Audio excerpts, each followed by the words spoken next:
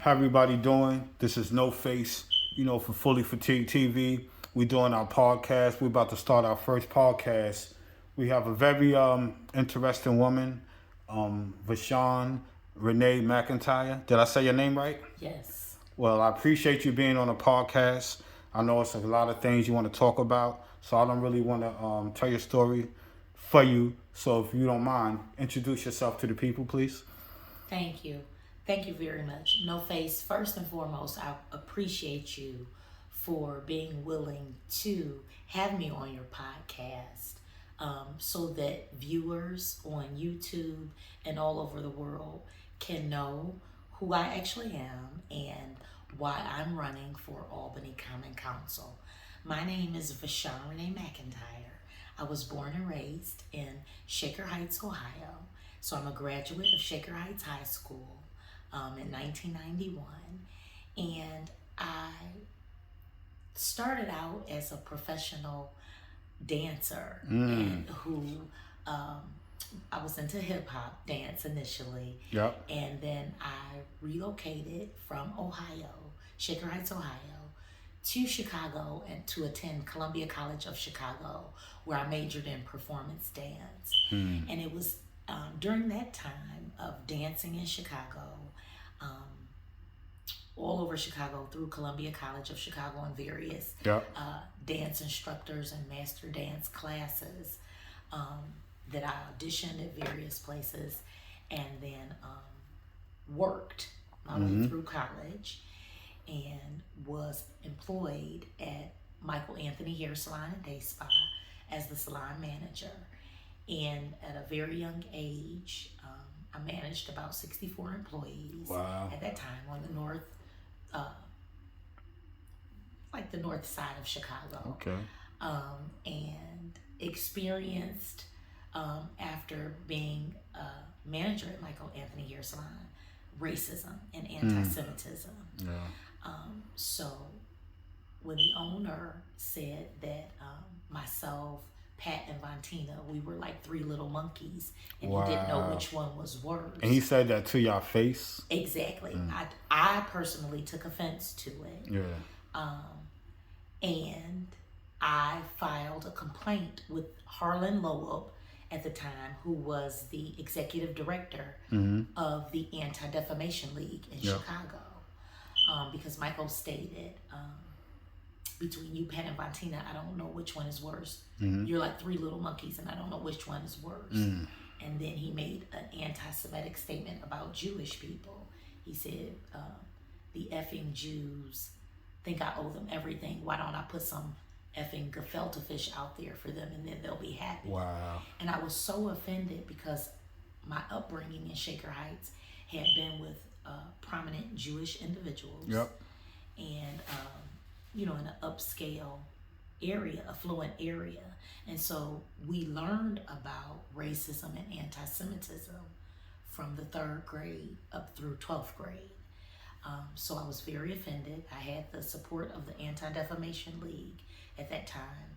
And then I went to Rainbow Push Coalition and met Jesse Lewis Jackson Sr.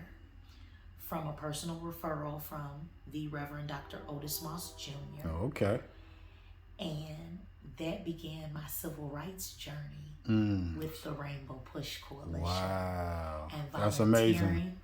And working basically side by side with, those times were very good, with Reverend Jesse Lewis Jackson Sr., Doris Davenport, Sherva Jenkins, Stacey Thompson Foster, Lucille Loman, Mark Allen, Africa Porter, Glenda Renee Smith. I mean, it was just a wonderful time at Rainbow Push with Black Men Pushing. Just so many individuals who were directly involved in civil rights and the rights for Black and brown people. And so that's basically my political start. Wow. Was, I was blessed to work with Jesse Lewis Jackson Sr., Axel Adams at the time. Okay. Was brought from the Carolinas, and he was the deputy director, and we had a lot of fun. We did a lot of marches. Our Ardonlian Sons, Kmart. I mean, just national conventions. I participated in 4 national conventions. And at that time, I actually sat and met Reverend Jamal Harrison Bryant. Oh, okay. At that time, he was the national youth director of the NAACP under Kwesi Mfu. And so just a lot of influential individuals in the area of entertainment, civil rights, Dorothy Height. I was blessed to be around her, the Reverend Willie Taplin Barrow, the chairwoman of the board, but not just to be around these individuals, just to say their names, but to actually work with them within the Rainbow Push Coalition to fight for civil and human rights for people.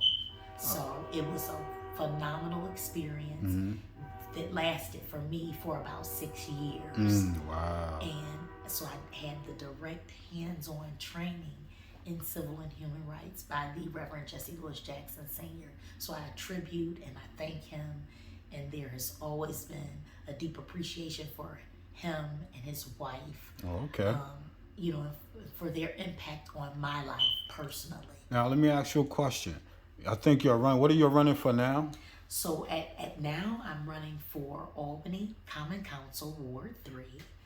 And so my campaign theme is "In Vashon We Trust." Yes. And so some of the highlights and bullet points of my campaign are to eradicate child sex trafficking within Albany County, Albany courts, and law enforcement, ensuring state and local post-pandemic resources are available to constituents in Ward 3 while providing safe and affordable housing, and then revitalizing the downtown business district, creating diversity and equity inclusion, catering to seniors, and build a state-of-the-art youth center with various arts and education programs.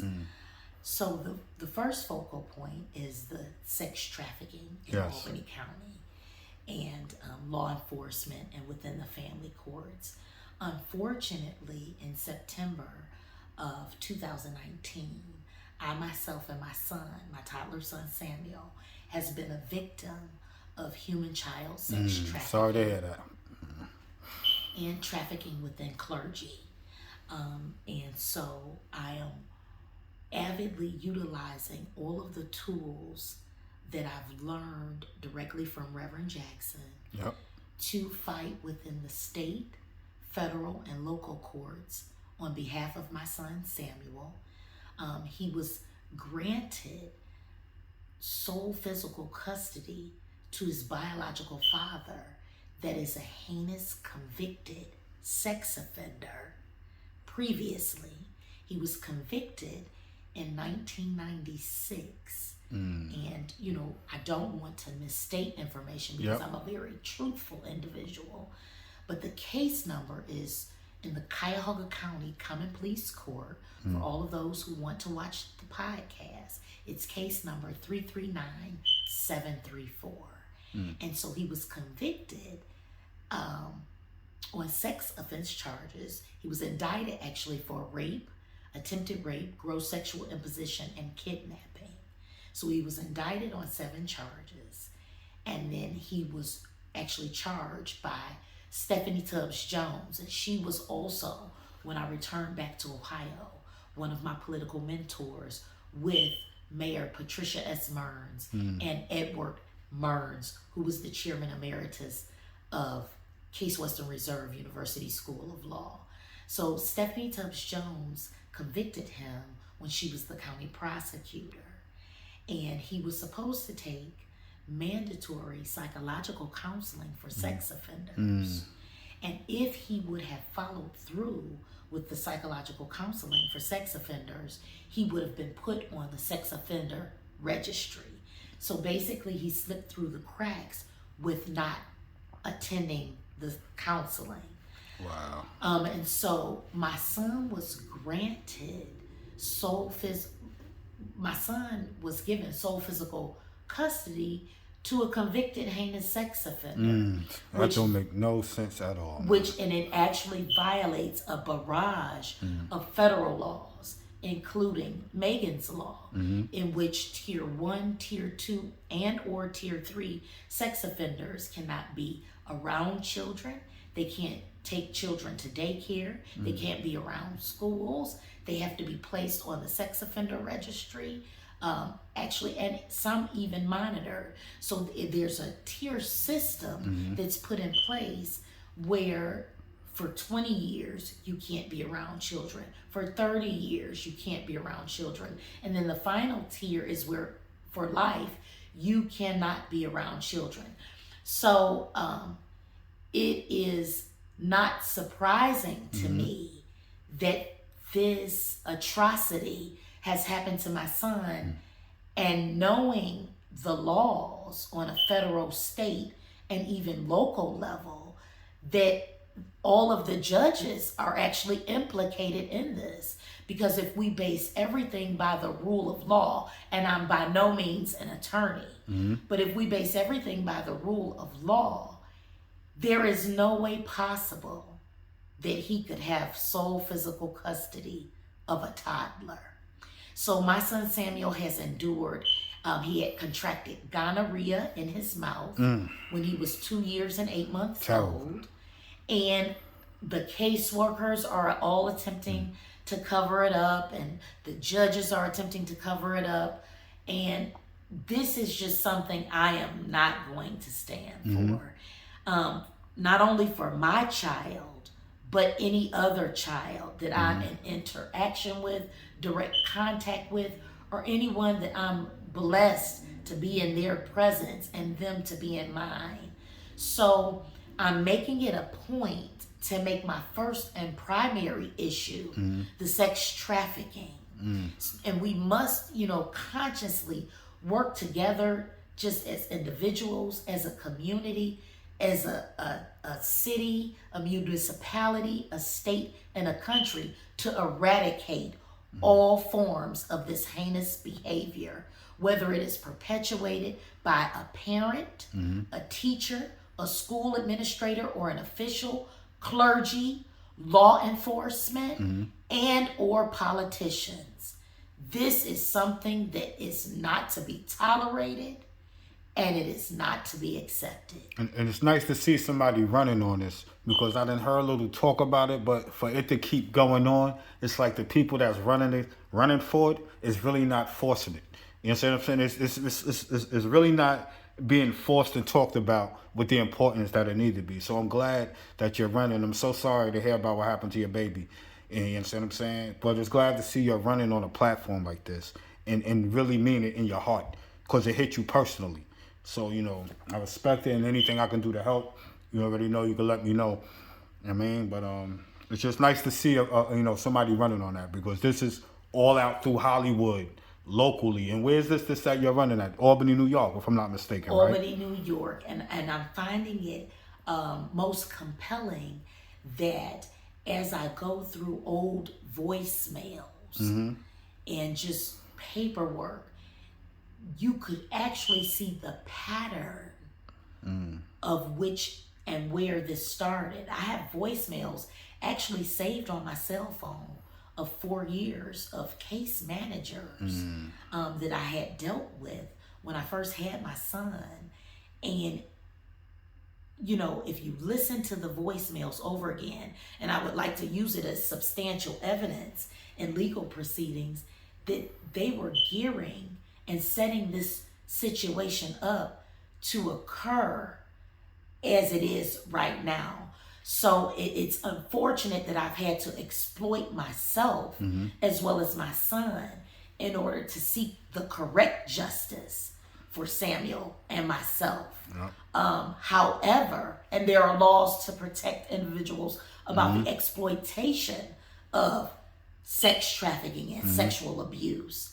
However, I am just going to be steadfast, prayerful, with the mindset of God Almighty, and work diligently and as swiftly as possible in how I was trained in human and civil rights to do whatever I can in my remote power and God-given power to help eradicate this horrendous atrocity that is very unacceptable. You know what this remind me of? Because you wonder how long this been going on. It's been going on too You remember long. back when we were a little younger, they used to always have the kids on the milk cartons? Yes. Missing on the milk cartons. And, we just thought maybe a kid lost. But this is like real big business. This is a huge business. And that's not to be glorified. So I'm not saying it to you where it should be glorified.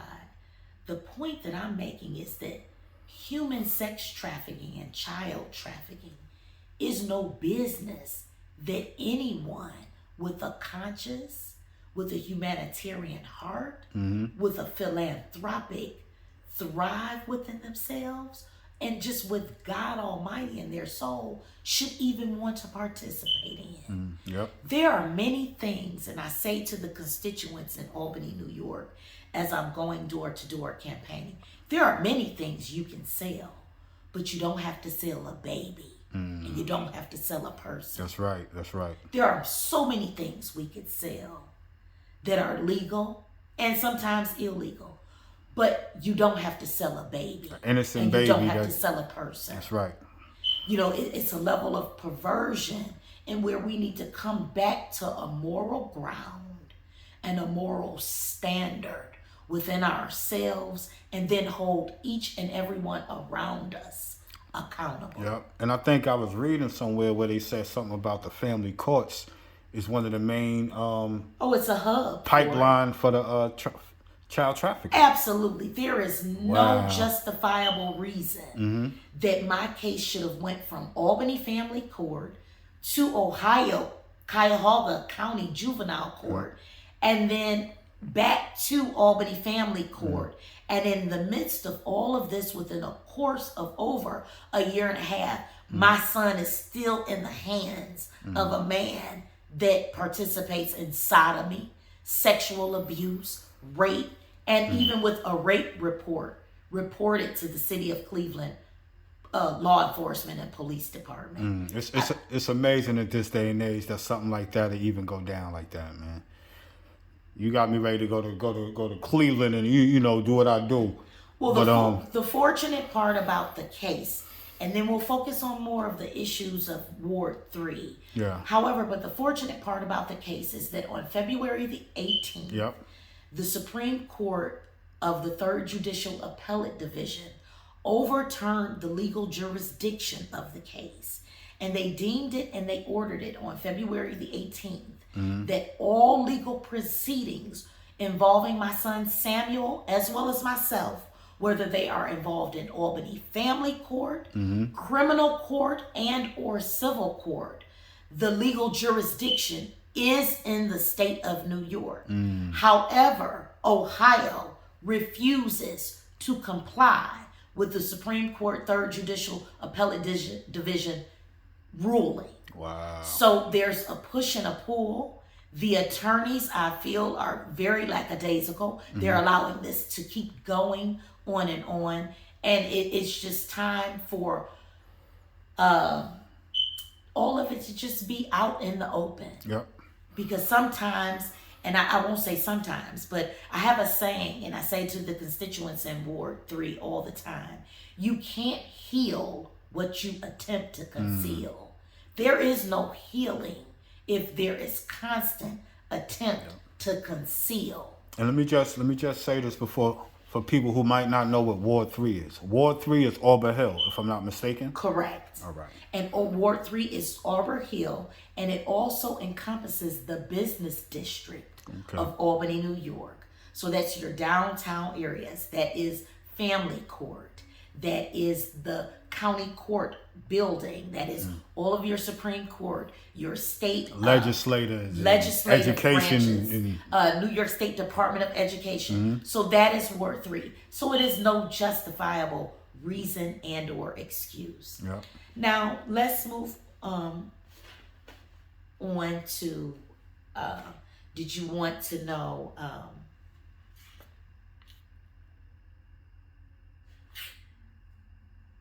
Part of the problem of the situation of Ward 3. Part of the problem of Ward 3. Part of the problem of Ward 3 is that Ward 3 deserves and it needs a strong constituent services. Yep. And what I mean by that is just last week, the Department of General Services, as well as County Waste, neglected to pick up my trash for 8 days. Wow.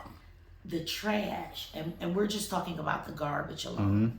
We're not talking about as the school bus drivers drive the yellow school bus, that there are addicts in the neighborhood and area shooting up right in front of the children on the school bus, right on North Lake and Central. We're not talking about the disparity with the homeless population and how that will actually grow when the eviction moratorium is lifted, and then individuals will be evicted in Albany, New York. We're talking about just the basic community services that we actually deserve as the constituents in the ward.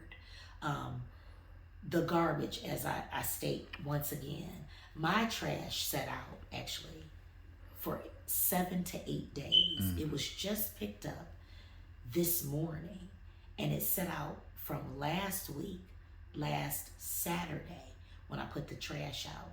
And when you ask DGS of their responsibility of it, they say, well, it's not our problem, it's County Waste. When you ask County Waste, they say, well, that's not our trash. It belongs to Twin Bridges. They're just passing the buck around. They pass them, and this is just the garbage in Albany County.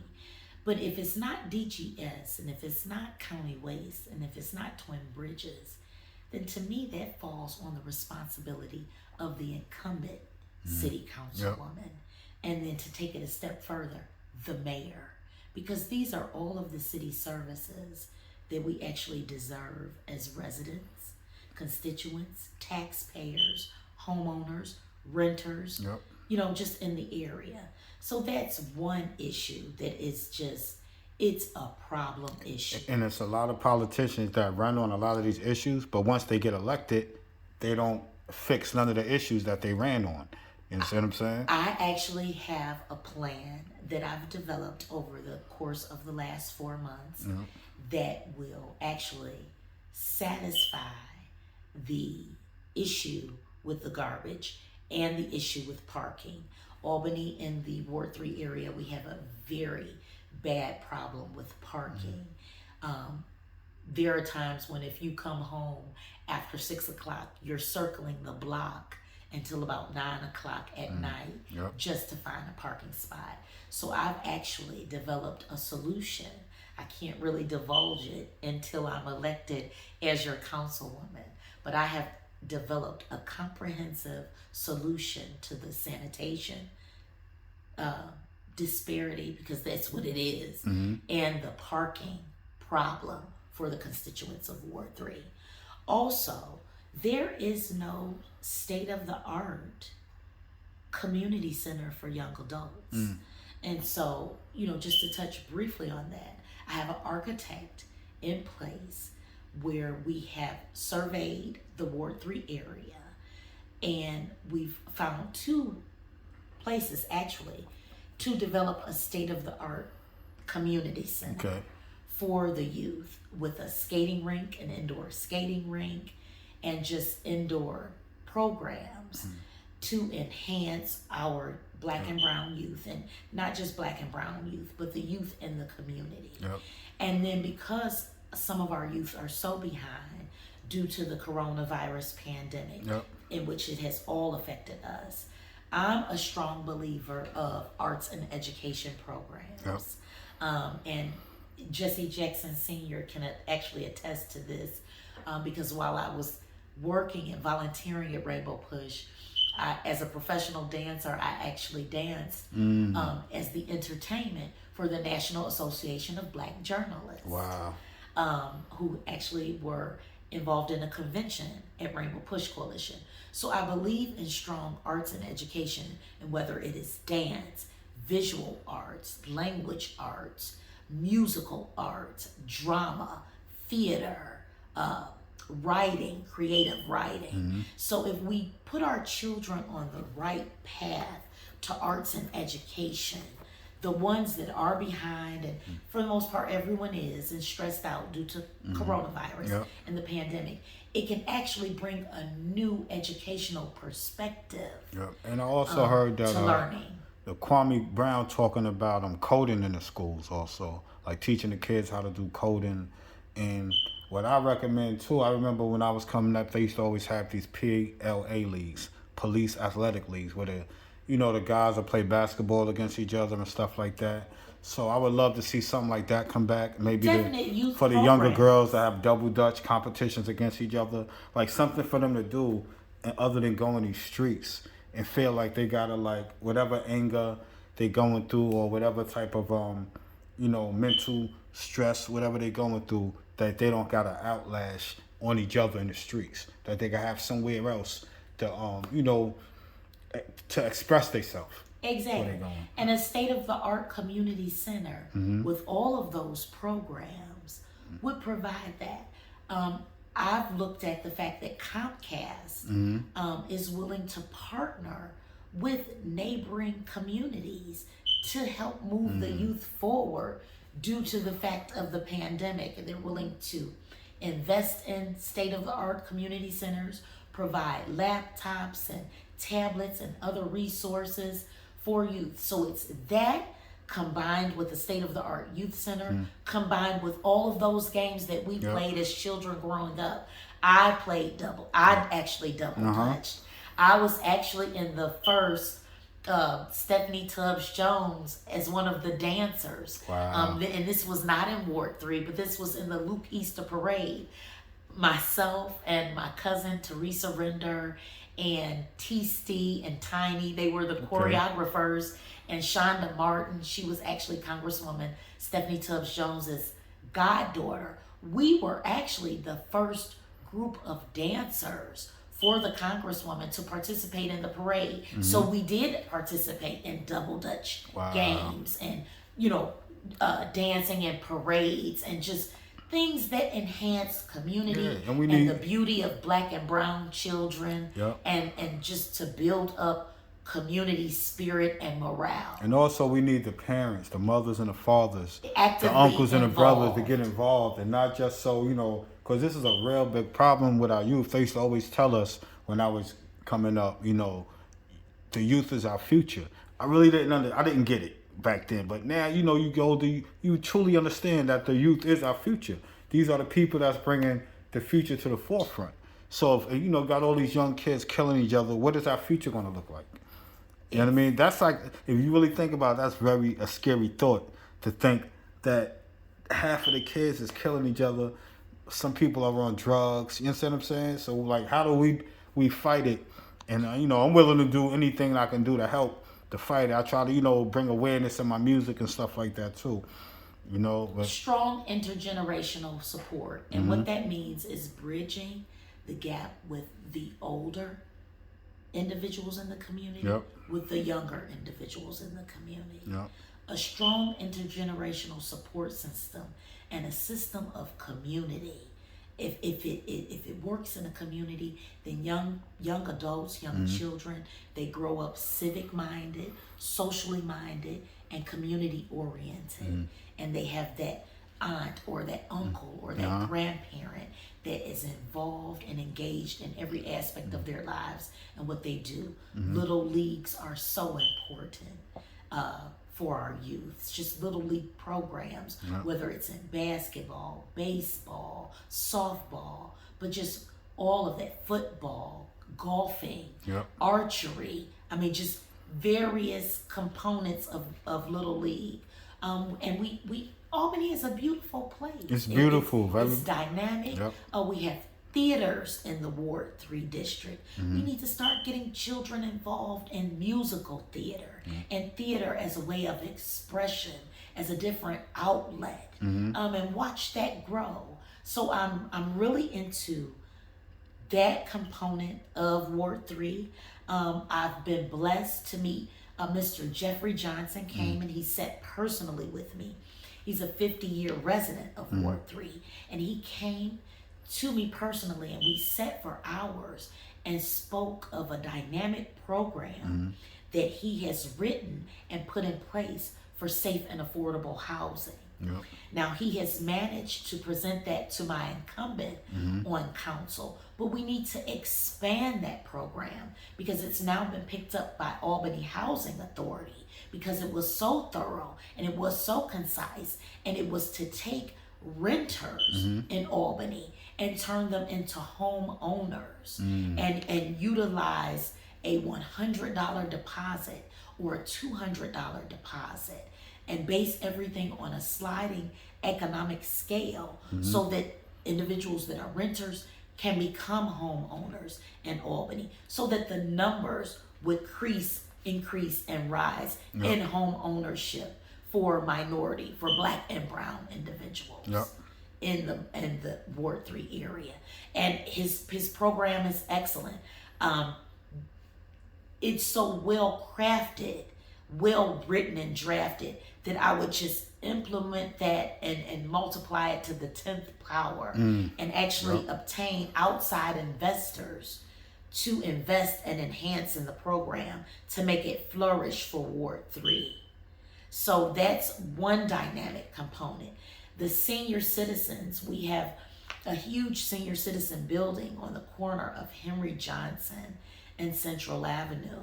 And this, I think the seniors, for the most part, they like being on that mainstream area. But to me, the safety component of it is an issue. You have some seniors that are in wheelchairs that are living on the 13th and 12th floor. And so I do not wish anything of detriment to my seniors, but I think that they should be moved, along the Clinton Avenue area and placed in affordable housing, 1- and 2-story housing that is more safe and just conducive, especially for those that are in wheelchairs, and just make it more ADA compliant and wheelchair accessible. The mental health component in our Ward 3 area, and that's something that we're all in need of. The pandemic has stressed all of us out. If it's not just, just day to day, how we're paying our bills, what's next. A lot of us have weight issues. A lot of us have health issues that have been impacted due to COVID. And then a lot is just the mental health and the stress of coronavirus. Sometimes the numbers are really high and up. Sometimes they're really down. Some days we don't know whether we're going to go outside and function and people don't even. And sometimes we don't know if we're going to be quarantined for the next 6 months. That's right. So there's a strong component for mental health for all of us in Ward 3 because the pandemic is affecting all of us. I agree. And our mental health. And it's like people don't trust each other at all because everybody think they're carriers or something. So it's like people's not even talking or congregating with each other like how they used to. Everybody's looking at each other like, oh, get away from me. You know what I'm saying? Well, the key is to at this point is to get vaccinated. I know that some individuals, I was actually apprehensive about being vaccinated. And my medical doctor, he's actually hilarious. Dr. Hopkins, he put it so bluntly, Arthur Hopkins in Yonkers, New York. He said, Vashon, you're overweight and you're on the campaign trail. And so, if you catch COVID, an overweight person on the campaign trail, you just won't make it. And so he was very blunt about it. And that's what I actually needed in that moment because I was actually apprehensive about being vaccinated. And I'm going to be honest because I'm a transparent individual. I was encouraging others to get vaccinated. But I had no inclination to do it for myself. But then shortly after that, I have been vaccinated with the Pfizer vaccination. I received my second dose on August the 8th at Cross Gates, Albany. And so I am, fully vaccinated. And so I would encourage all of those that are unvaccinated to get vaccinated. And then for those who are not vaccinated, and just for all of us, vaccinated and or not vaccinated, wear a mask. All right, there, Vashon. It's nice having an interview with you. You know, I wish you all the luck in the world. I think you're running on some very strong points, and I would love to see you in office so I can see some of these changes that you're talking about. We're going to continue this interview soon because there's so much stuff that we need to talk about and that we didn't get to. But for right now, it's been a beautiful interview. This is No Face signing out with Vashon Renee McIntyre, running for City Council for the 3rd Ward of Albany, New York.